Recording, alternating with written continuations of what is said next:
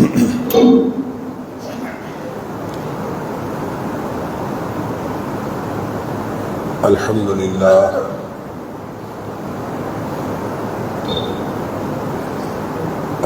لله نحمده ونستعينه ونستغفره ونؤمن به ونتوكل عليه ونعوذ بالله من شرور أنفسنا ومن سيئات أعمالنا من يهده الله فلا مضل له ومن يضلل فلا هادي له وأشهد أن لا إله إلا الله وحده لا شريك له وأشهد أن محمدا عبده ورسوله صلى الله عليه وسلم أرسله بالحق بشيرا ونذيرا بين يدي الساعة فمن يطع الله ورسوله فقد رشد واهتدى ومن يعص الله ورسوله فقد ضل وغوى فإنه لا يضر إلا نفسه ولا يضر الله شيئا نسأل الله ربنا أن يجعلنا ممن يطيعه ويطيع رسوله ويتبع رضوانه ويجتنب سخطه فإنما نحن به وله أما بعد فإن خير الحديث كتاب الله وخير الهدي هدي محمد صلى الله عليه وآله وسلم وشر الأمور محدثاتها وكل محدثة بدعة وكل بدعة ضلالة وكل ضلالة في النار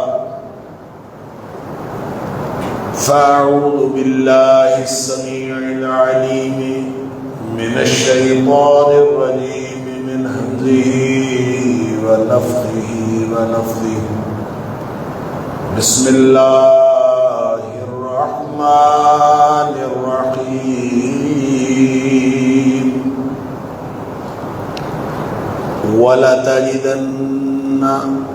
لتجدن أشد الناس عداوة للذين آمنوا لتجدن أشد الناس عداوة للذين آمنوا اليهود والذين أشركوا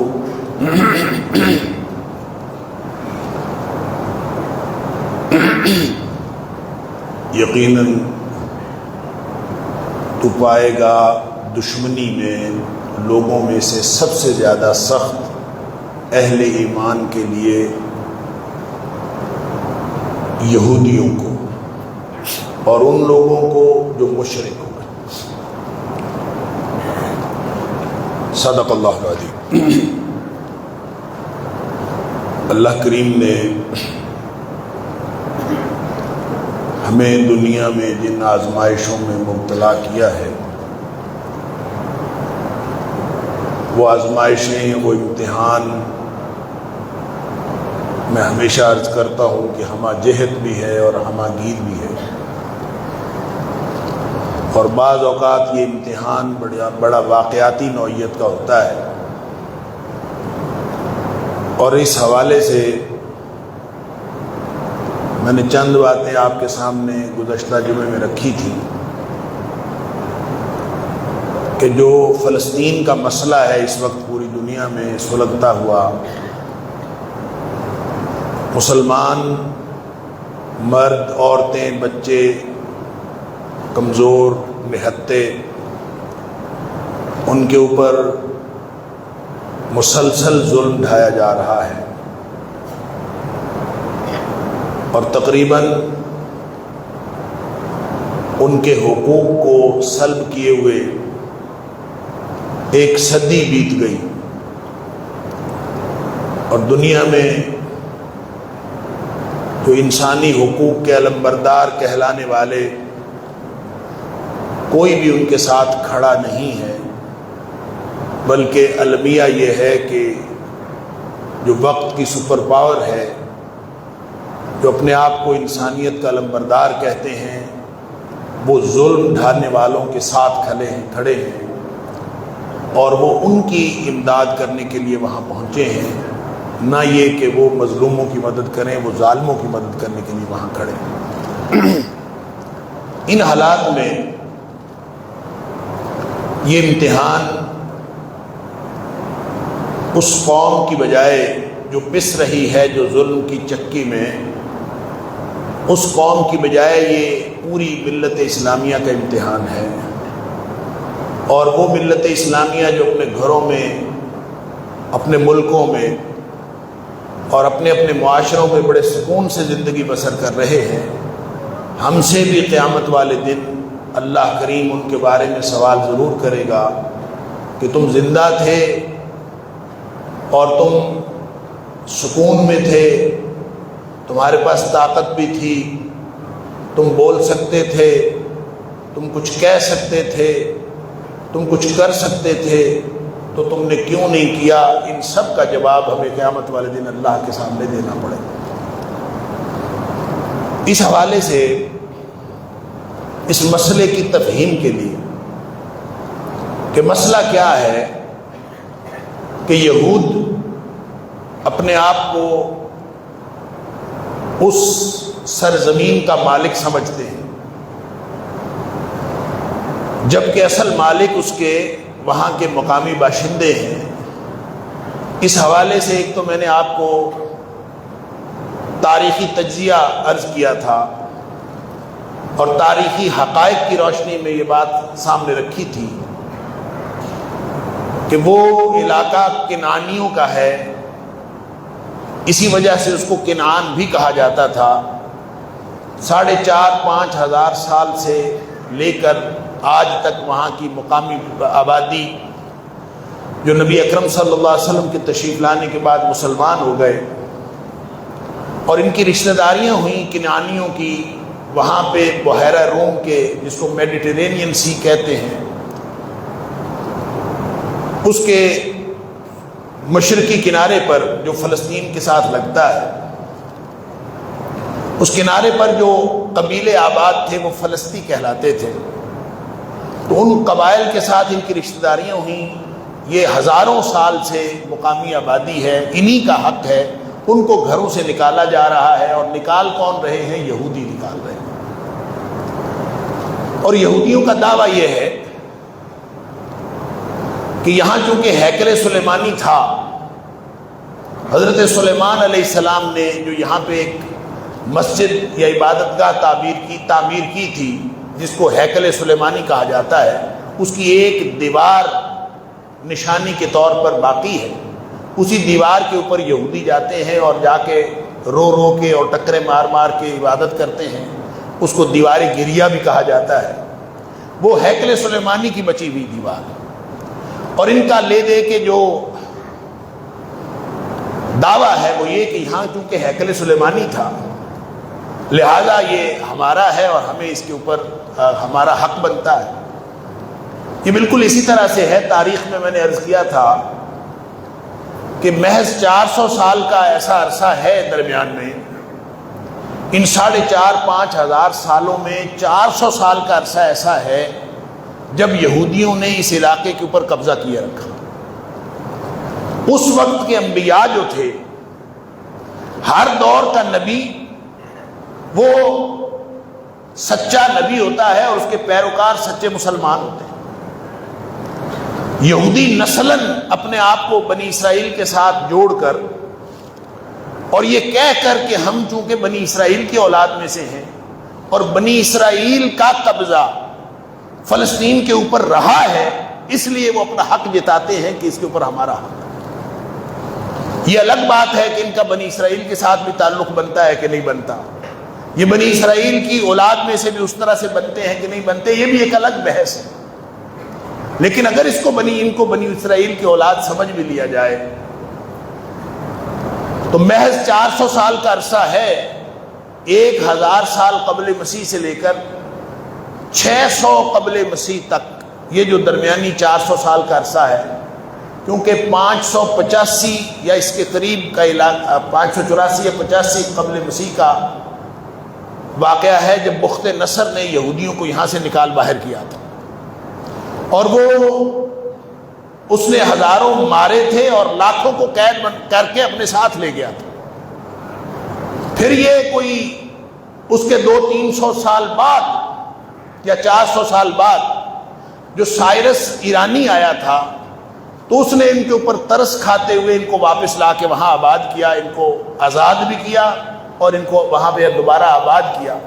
لیکن وہاں ابھی یہ آباد ہوئے ہی تھے کہ ایک دوسری لڑائی، ایک دوسری تباہی ان کے اوپر آئی کہ روم کا ٹائٹس جو رومی تھا یعنی عیسائی تھا، اس نے 137 عیسوی میں ایک دفعہ پھر ان کی پوری ریاست جو تھی وہ تحت ایک کر دی، پوری یہودیوں کو ملیا میٹ کر دیا، اور ان کا کبھی بھی اس کے بعد دوبارہ وہاں پہ پاؤں نہیں جم سکے۔ اگر محض کسی علاقے پر قبضہ کر کے چند سال قبضہ کر کے حق ثابت ہو جاتا ہے وہاں کا، تو پھر مسلمانوں کو بھی تحریک شروع کرنی چاہیے کہ ہم بھی اسپین کے مالک ہیں، اس لیے کہ اسپین کے اندر مسلمانوں نے بھی 800 سال حکومت کی ہے، تو اگر 400 سال حکومت کر کے وہاں کی مقامی آبادی اور سرزمین کے اوپر باہر سے آنے والوں کا حق ثابت ہو جاتا ہے جیسے یہودی کہہ رہے ہیں، تو پھر مسلمانوں کا بھی اسپین کے اوپر حق ہے۔ مسلمان بھی آج تحریک شروع کر دیں اور جا کے اسپین کے اندر لڑنا شروع کر دیں کہ یہاں پہ ہماری حکومت بھی اتنے 100 سال رہی ہے، لہذا یہاں ہمیں بھی اسی طرح سے حق ہے جیسا یہودیوں کو فلسطین میں حق ہے۔ لہذا ایک تو پہلو یہ تھا جو میں نے گزشتہ جمعے میں بھی کوشش کی تھی کچھ تفصیل سے آپ کے سامنے رکھوں۔ اس کی دوسری دلیل ایک اور ہے جو قرآن حکیم میں بھی ہے اور نبی کریم صلی اللہ علیہ وسلم کے فرمان میں بھی ہے، اس میں بھی جھوٹے پڑھتے ہیں تو یہودی جھوٹے پڑھتے ہیں، ان کا دعویٰ ہی جھوٹ پڑتا ہے۔ وہ یہ ہے کہ مسجد اقصیٰ کب تعمیر ہوئی؟ یہودیوں کا تو دعویٰ ہے کہ حضرت سلیمان علیہ السلام نے تعمیر کی، اور اگر سلیمان علیہ السلام نے تعمیر کی ہے اور پھر ساتھ ایک اور دعویٰ ہے، دونوں دعوے ایک دوسرے کے خلاف۔ پہلا دعویٰ یہ کہ حضرت سلیمان علیہ السلام نے تعمیر، دوسرا دعویٰ یہ ہے کہ سب سے پہلی جو تعمیر ہوئی مسجد اس دھرتی پر زمین پر وہ مسجد اقصیٰ تھی، یہ بھی یہودیوں کا دعویٰ۔ قرآن کہتا ہے کہ دنیا پر روئے زمین پر جو پہلا گھر بنا ہے، ان اول بیت وضع للناس للذی ببکہ، جو پہلا گھر روئے زمین پر بنا ہے، پہلی مسجد اللہ کی جو روئے زمین پر بنی ہے وہ ہے جو مکہ مکرمہ کے اندر۔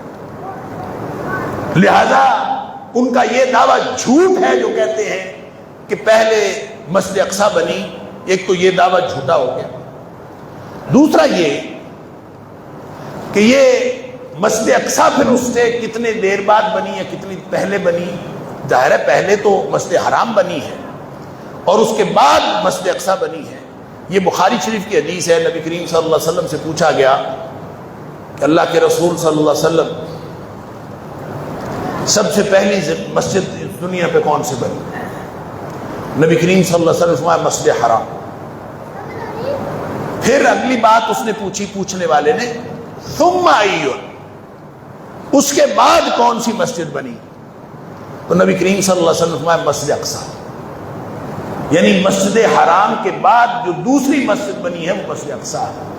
پوچھنے والے نے پوچھا کہ دونوں مسجدوں کا درمیان میں کتنا عرصہ تھا، کتنے عرصے بعد مسجد اقصی بنی مسجد حرام کے؟ نبی اکرم صلی اللہ علیہ وسلم فرمایا 40 سنہ، 40 سال بعد مسجد اقصی بنی. اب مسجد حرام کب بنی ہے؟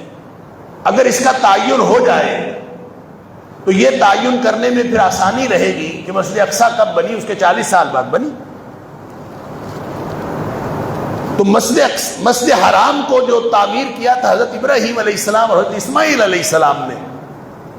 جب اماں ہاجرہ یہاں پہ آئی تھی تو یہاں تو مٹی کا ایک ٹیلا ہوا کرتا تھا، اور وہ جو تعمیر کیا تھا اس کو بھی اگر پہلی تعمیر مان لیا جائے، اگر اس کو بھی پہلی تعمیر مان لیا جائے، حالانکہ وہ کعبۃ اللہ کی پہلی تعمیر نہیں تھی. اگر تاریخی روایات کو دیکھا جائے اور کعبۃ اللہ کی تعمیر کے جتنے مرحلے ہیں ان کو دیکھا جائے تو 2 نقطہ نظر موجود ہیں. ایک یہ کہ سب سے پہلے اس کو حضرت آدم علیہ السلام نے تعمیر کیا. جب وہ زمین پہ آئے تو انہوں نے جو آ کے مسجد تعمیر کی، اس میں خانہ کعبہ تعمیر کیا، اللہ نے آدم علیہ السلام کے ہاتھوں تعمیر کروایا تھا. ایک نقطہ نظر یہ بنتا ہے. دوسرا نقطہ نظر یہ ہے کہ آدم علیہ السلام نے تعمیر تو کیا تھا لیکن وہ بھی پہلی تعمیر نہیں تھی، وہ مسجد حرام کی دوسری تعمیر تھی. اصل تعمیر جو کعبۃ اللہ کی تھی وہ فرشتوں نے کی تھی اور آدم علیہ السلام سے بھی پہلے کی تھی.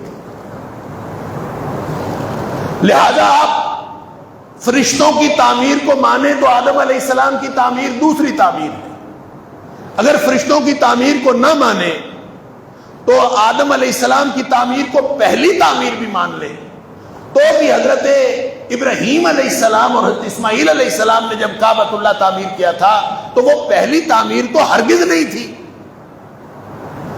لیکن اگر حضرت ابراہیم علیہ السلام اور اسماعیل علیہ السلام کی تعمیر کو بھی پہلی تعمیر مان لیا جائے تو اس کے 40 سال بعد اگر مسجد اقصی تعمیر ہوئی ہے تو سلیمان علیہ السلام نے جو تعمیر کیا ہے اس کے اور حضرت ابراہیم کی تعمیر کے درمیان میں کچھ 1400-1500 سال کا فاصلہ.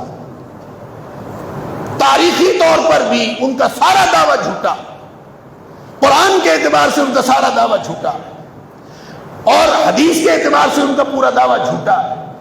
یعنی اگر حضرت ابراہیم علیہ السلام اور اسماعیل علیہ السلام کو ان کی تعمیر کو پہلی تعمیر بھی مان لیا جائے، حالانکہ وہ کم از کم تیسری تعمیر تھی، کم از کم وہ کعبۃ اللہ کی تیسری تعمیر تھی، اگر اس کو پہلی بھی مان لیا جائے تو سلیمان علیہ السلام نے جب تعمیر کیا تھا مسجد اقصی کو، ترمذی شریف کی روایت ہے کہ انہوں نے تعمیر کیا تھا، اس میں حدیث میں آتا ہے کہ انہوں نے تعمیر کیا اور تعمیر کر کے پھر انہوں نے اللہ سے دعائیں کی تھی. تو سلیمان علیہ السلام نے جو تعمیر کیا تھا مسجد اقصی کو وہ پہلی تعمیر نہیں تھی، کیونکہ ابراہیم علیہ السلام اور اسماعیل علیہ السلام نے تعمیر کیا، اس کو تو یہودی بھی مانتے ہیں، اور جب اس کو تعمیر کیا تو اس کے اور اس کے درمیان 40 سال کا تو نہیں ہے. حضرت سلیمان علیہ السلام کا زمانہ جو ہے وہ 10ویں صدی قبل مسیح ہے، 971-75 کو اس کے دوران ان کا جو زمانہ ہے بادشاہت کا، اور جو حضرت ابراہیم علیہ السلام ہے ان کا 2400-2500 قبل مسیح کا زمانہ ہے. تو اس اعتبار سے ان کا یہ دعویٰ بھی جھوٹا ہے. اور ظاہر ہے مسجد اقصی جب نبی پاک صلی اللہ علیہ وسلم نے فرما دیا کہ ان کے درمیان میں 40 سال کا عرصہ ہے تو وہ 40 سال کا حساب لگایا جائے تو مسجد اقصی اس سے بہت پہلے کہیں تعمیر ہو چکی تھی، اور ہیکل سلیمانی کی تعمیر کوئی مسجد اقصی کی تعمیر نہیں تھی. لہذا یہ ان کا وہ تو ایک مسجد اقصی کی تعمیر جو حضرت سلیمان علیہ السلام نے کی وہ اسی طرح سے تھی جس طرح سے بعد میں تعمیر ہوتی آئی، اور آج تک کہتے ہیں کہ کعبۃ اللہ کی جو تعمیر ہے وہ کم و بیش 10 یا 11 مرتبہ ہو چکی ہے. تو تعمیر نو کرنے کا مطلب اس کو پہلی دفعہ تعمیر کرنا تو نہیں ہوتا. لہذا نہ حضرت سلیمان علیہ السلام نے جو تعمیر کی تھی وہ پہلی دفعہ تھی، اور نہ ہی حضرت سلیمان علیہ السلام کی تعمیر کی وجہ سے یہودیوں کا وہاں پہ حق ثابت ہوتا ہے. لہٰذا وہ تاریخی طور پر جس اعتبار سے بھی جس حوالے سے بھی اس کا جائزہ لیں وہ اپنے دعوے میں جھوٹے ہیں. لیکن کیا کیجئے کہ یہ قوم ہے ہی جھوٹی. ان کی جو اللہ کریم نے قرآن میں اور نبی پاک صلی اللہ علیہ وسلم نے اپنے فرامین میں ان کی جو نشانیاں بتائی ہیں، اللہ، یہ ہے ہی جھوٹی قوم، پرلے درجے کے جھوٹ. سماعون للکذب، پرلے درجے کے جھوٹ کے رسیا ہے. اللہ اکبر، جھوٹے اتنے منہ پہ بدل جاتے ہیں. ایک واقعہ آتا ہے حدیث کے اندر کہ جب حضرت عبداللہ بن سلام رضی اللہ تعالیٰ عنہ نے اسلام قبول کیا. عبداللہ بن سلام رضی اللہ تعالیٰ عنہ وہ پہلے یہودی تھے، تورات کے عالم تھے. اللہ تعالیٰ نے نصیب اچھے کیے، ایمان قبول کیا، اور جب ایمان قبول کیا تو انہوں نے نبی کریم صلی اللہ علیہ وسلم کو یہ بات بتائی کہ ہماری جو قوم ہے نا، یہودی قوم، یہ بڑی جھوٹی قوم ہے. یہ کون بتا رہا ہے؟ عبداللہ بن سلام رضی اللہ تعالیٰ عنہ، جو ابھی نئے نئے مسلمان ہوئے. ابھی یہودیوں کو پتہ نہیں چلا کہ یہ مسلمان ہو گئے. وہ بتا رہے ہیں اپنی قوم کے بارے میں نبی کریم صلی اللہ علیہ وسلم کو کہ ہماری قوم بہت ہی جھوٹی قوم ہے اور مکار قوم ہے. لہذا آپ میرا اسلام ان کو بتانے سے پہلے ان سے میرے بارے میں رائے لیں، کیونکہ جب ان کو پتہ چلے گا نا کہ میں نے اسلام قبول کر لیا ہے تو یہ میرے بارے میں طرح طرح کی کہانیاں آپ کو بتائیں گے. تو میرا اسلام قبول کرنا، یہ خبر ان کو دینے سے پہلے ان سے میرے بارے میں رائے لے لی. نبی کریم صلی اللہ علیہ وسلم نے ان کو بلا لیا، یہودیوں کو. حضرت عبداللہ کو آپ نے کہیں ادھر ادھر کر دیا، ادھر ہی کہیں چھپے ہوئے تھے، وہ بھی سن رہے تھے. تو نبی کریم صلی اللہ علیہ وسلم نے ان سے پوچھا کہ عبداللہ کے بارے میں تمہارا کیا خیال ہے، عبداللہ بن سلام کے بارے میں تمہارا کیا خیال؟ تو سارے بیک زبان ہو کے بولے اعلمنا وابن اعلمنا واخیرنا وابن اخیرنا، کہ وہ تو اتنا اچھا آدمی ہے، ہمارے علماء میں سے سب سے بڑا عالم ہے، اور علماء کی اولاد میں سے ہے، خود بھی عالم ہے، علماء کی اولاد میں سے ہے. اخیرنا، ہم سب سے بہت اچھا ہے، وابن اخیرنا، اور ہم میں سے اچھوں کی اولاد میں سے ہے. گویا اس سے اچھا تو ہمارے درمیان میں کوئی ہے ہی نہیں. یہ حضرت عبداللہ بن سلام رضی اللہ تعالیٰ کے بارے میں انہوں نے رائے دی، کیونکہ ان کو پتہ نہیں تھا کہ وہ مسلمان ہو چکے. اسی وقت نبی کریم صلی اللہ علیہ وسلم نے حضرت عبداللہ کو بلا لیا. وہ آئے، انہوں نے ان کے سامنے اشہد ان لا الہ الا اللہ وحدہ لا شریک لہ واشہد ان محمدا عبدہ ورسولہ صلی اللہ علیہ وسلم کلمہ پڑھ لیا. وہ حیران ہو گئے. حیران ہو کے پھر کہتے ہیں شرنا وابن شرنا. وہی کھڑے ہوئے، پاؤں پہ بدل گئے اور کہتے ہیں یہ تو بدترین آدمی ہے ہمارے قوم میں سے، وابن شرنا، بدترین لوگوں کی اولاد میں سے ہے. انا للہ و انا الیہ. اور حدیث کے الفاظ ہے وَبَقَعُوا فِيهِ. بس پھر اس کے بعد انہوں نے گالیاں بکنا شروع کر دی اور اس طرح کی بد کلامی شروع کر دی، اور حضرت عبداللہ بن سلام کے بارے میں بری بری باتیں کرنی شروع کر دی. ایسے چند لمحے پہلے وہ کچھ اور کہہ رہے تھے، اور چند لمحے بعد یہ اس طرح کی جھوٹی اور مکار قوم ہے. اور قرآن کہتا ہے سماعون للکذب.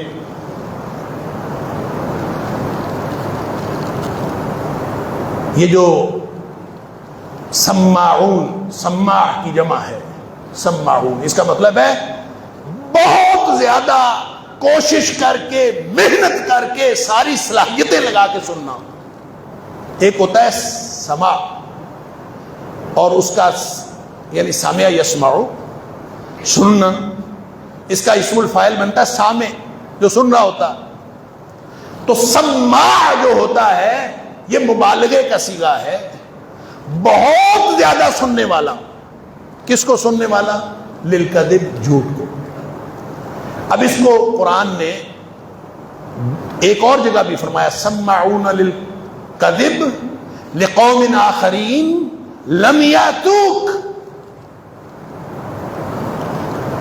یہ جھوٹ کے سننے والے، بہت زیادہ سننے والے، اس کے دو معنی.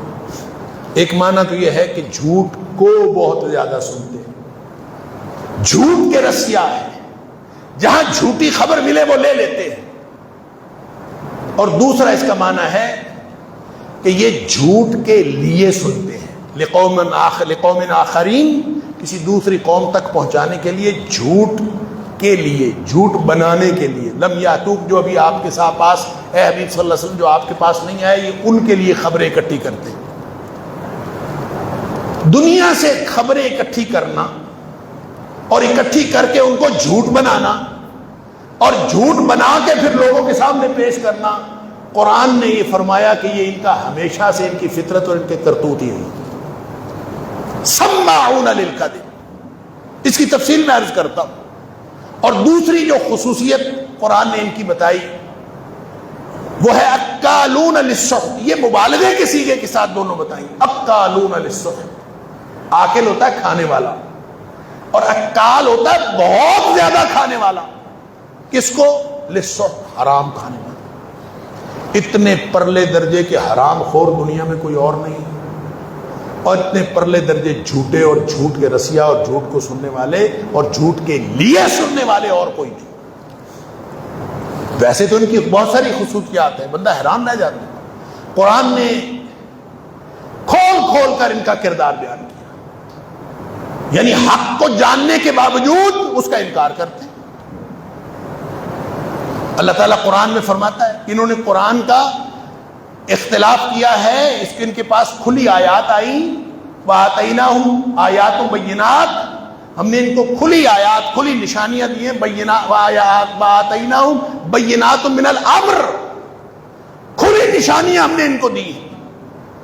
فَمَا اخْتَلَفُوا إِلَّا مِن بَعْدِ مَا جَاءَهُم مِنَ الْعِلْمِ، علم آ جانے کے بعد انہوں نے اس کے اختلاف اس کا انکار کیا، باوجود اس بات کے کہ ان کو پتا تھا، علم ہونے کے باوجود، حق کو جاننے کے باوجود اس کا انکار کیا.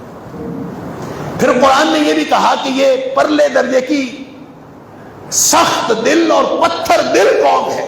ثم قست قلوبہم، پھر ان کے دل پتھر سخت ہو گئے. فہی کالحجارہ او اشد قسوہ، یہ پتھروں جیسے ہو گئے، بلکہ پتھروں سے بھی زیادہ. آسان نہیں ہے بچوں کو قتل کرنا، عورتوں کو قتل کرنا، اور معصوم بچوں کو، اور ہسپتال کے اوپر حملہ کرنا. پوری دنیا اور بدترین سے بدترین قومیں، ان کے ہاں بھی یہ اخلاقی قدر موجود ہے کہ ہسپتال کے اوپر حملہ نہیں کرنا.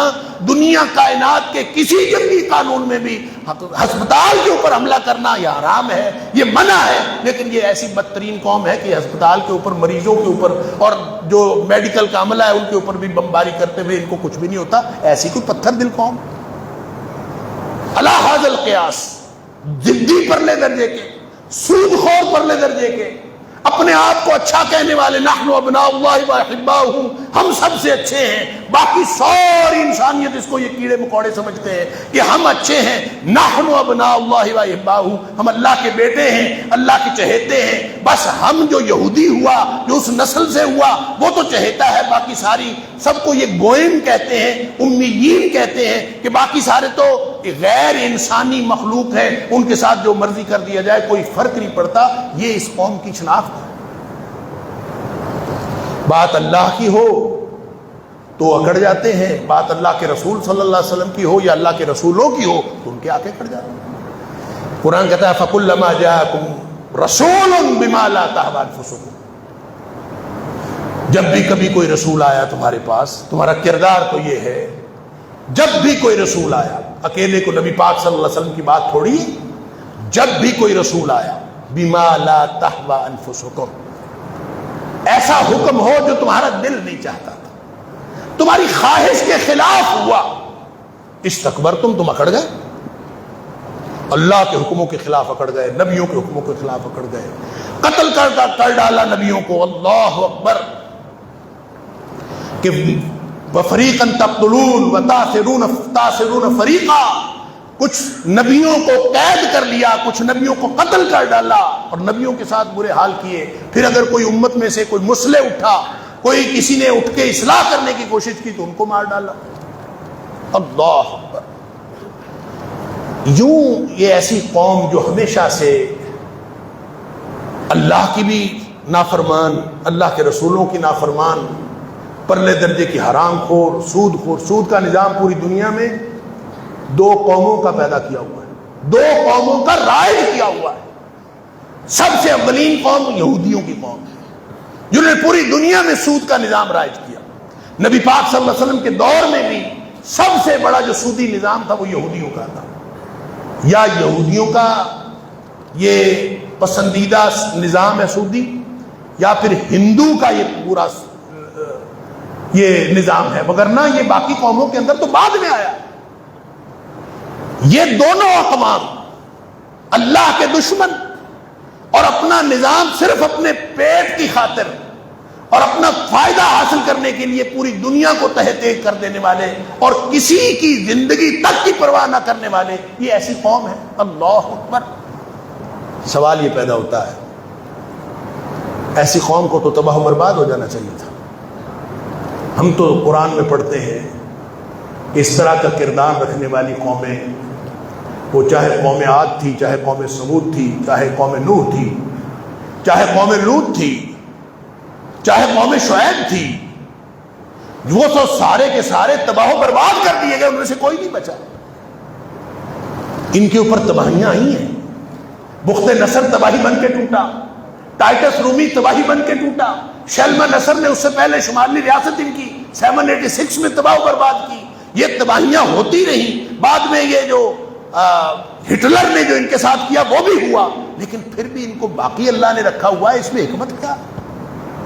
اللہ کی کوئی حکمت ہے کہ ان کو پھر بھی باقی رکھا ہوا ہے، ان کو ختم نہیں کیا. ختم ہوں گے تو یہ تب ہوں گے، ان کا خاتمہ جب ہوگا تو قرب قیامت کی نشانیوں میں نبی اکرم صلی اللہ علیہ وسلم نے فرمایا آخری جو مارکا ہوگا، آخری مارکا، یہ سارے کے سارے یہودی جو اسرائیل میں ہیں اور اس کے بعد دوسرے نمبر پر سب سے زیادہ ایران میں، اور یہ سارے یہودی دجال کا دست و بازو بنے گے. دجال کے ساتھی ہیں یہ، اور دجال کے ساتھ ہو سکتا ہے ان کا رابطہ بھی ہو، واللہ اعلم. جو میں بات کر رہا تھا سماعون للکذب، لمبی تفصیل ہے، میں اختصار کے ساتھ عرض کر دیتا ہوں. دنیا سے خبریں اکٹھی کرنا، انفارمیشن کلیکٹ کرنا. آج پوری دنیا میں جو انفارمیشن ٹیکنالوجی کا نظام ہے، جو یہ انٹرنیٹ کا نظام ہے، جو یہ موبائل فون کا نظام ہے، جو لوگوں کی لوکیشنز تک اور ہر چیز جو ہے اس کو مانیٹر کرنے کا جو نظام ہے، یہ جاسوسی کا نظام ہی تو ہے. اور ہے کیا کہ یہ ساری انفارمیشن کلیکٹ کرتے ہیں، اس میں اپنا جھوٹ شامل کرتے ہیں، پھر پوری دنیا کے اوپر پھیلاتے ہیں. اس کے علاوہ ان کا کام کیا؟ تمیم داری والی حدیث رضی اللہ تعالیٰ عنہ والی وہ حدیث آپ کے ذہن میں ہوگی کہ جب انہوں نے آ کے نبی کریم صلی اللہ علیہ وسلم کو بتایا کہ ہم 1 مہینہ سفر پر تھے اور ہمیں نہیں پتا کہ کشتی کہاں کہاں، سمندری سفر پر تھے، کشتی کہاں کہاں بھٹکتی رہی، راستہ بھٹک گئے، ایک جزیرے پہ جا کے اترے 1 مہینے بعد، تو وہاں پہ دجال جکڑا ہوا تھا. تو جس شخص نے آ کے ہمارا استقبال کیا وہ انسان نما جانور تھا یا جانور نما انسان تھا، یعنی اس کی جسم کے اوپر اتنے بال تھے کہ اس کی سمجھ نہیں آتی تھی کہ اس کا آگا کدھر ہے اور پیچھا کدھر، اور نہ یہ سمجھ آتی تھی کہ جانور ہے، نہ یہ سمجھ آتی تھی کہ انسان. ہم نے اس سے پوچھا تیرا نام کیا ہے؟ اس نے کہا میرا نام جساسہ. جساسہ، جساسہ کا کیا مطلب ہوتا ہے؟ یہ جاسوسی میں سے مبالغے کا صیغہ ہے جساسہ. اور وہ پھر لے گیا دجال کے پاس. پھر دجال نے ان سے، وہ جکڑا ہوا تھا، اس نے سوالات کی، وہ لمبی بات ہے، لیکن میری جو اس وقت گزارش کرنے کا مطلب ہے وہ یہ کہ جو دجال کے ساتھ انفارمیشن کا نظام منسلک ہے وہ بھی جساسہ کا نظام ہے، وہ بھی جاسوسی کا نظام ہے. اور سماعون للکذب، یہ جو جھوٹ کے لیے انہوں نے ساری دنیا میں بساط بچھائی ہے، یہ بھی ایک جھوٹ کا اور جاسوسی کا نظام ہے. ہو سکتا ہے اس جاسوسی کے نظام کا ڈائریکٹ رابطہ جو ہے وہ اس جاسوسی کے نظام کے ساتھ ہو جو دجال کے ساتھ منسلک ہے، لیکن ان یہودیوں نے ان کا دجال جب آئے گا، یہ ان کا رابطہ اب ہے کہ نہیں ہے واللہ عالم، لیکن دجال جب آئے گا تو اس کے پیروکار اور اس کے ساتھی سب سے زیادہ جو اولین ساتھی ہوں گے وہ یہودی ہوں گے۔ پھر جا کے آخر پہ مار کا ہوگا، حضرت عیسیٰ علیہ السلام آئیں گے تو نبی کریم صلی اللہ علیہ وسلم نے فرمایا کہ پھر یہودی جو ہے کسی درخت کے پیچھے بھی چھپے گا نا تو درخت آوازیں دے گا کہ میرے پیچھے یہودی چھپا ہے، اے مسلمان تو آ کے اس کو قتل کر دے۔ یعنی ایسی کیا بات ہوگی؟ سوچتے ہیں کہ دنیا میں اتنی بدبخت، اتنی پتھر دل، اتنی ظالم، اتنی سفاک کوئی قوم ہوگی کہ جس نے اتنے مظالم اٹھائے ہوں گے کہ دنیا پہ اس کو پتھر بھی اور جو درخت ہیں وہ بھی، پتھر بھی بول پڑیں گے، کسی پتھر کے پیچھے چھپے گا تو وہ بھی بول پڑیں گے کہ ہمارے پیچھے یہودی چھپا ہوا ہے۔ گویا ان کی سفاکیاں، ان کا ظلم اس انتہا کا ہوگا کہ ان کے پیچھے ان کو پتھر بھی پناہ نہیں دیں گے، اور یہ ہم دیکھ رہے ہیں اپنی آنکھوں سے ان کی سفاکیوں اور ان کی مظالم کی داستان۔ لیکن ان کو باقی کیوں رکھا ہے یہ تو اللہ کو پتا ہے امتحان مسلمانوں کے لیے، ہمارے امتحان کے لیے باقی رکھا کہ جب جب یہ جہاں جہاں پہ ہیں مسلمانوں کے خلاف نبی اکرم صلی اللہ علیہ وسلم کے دور سے لے کر آج تک جتنی سازشیں ہوئی ہیں ان کے پیچھے کوئی نہ کوئی یہودی ضرور ہے۔ جتنی فکری اور عملی سازشیں ہوئی ہیں آپ اس کو پروب کرتے جائیں، ریسرچ کرتے جائیں، پیچھے کوئی نہ کوئی یہودی نظر آئے۔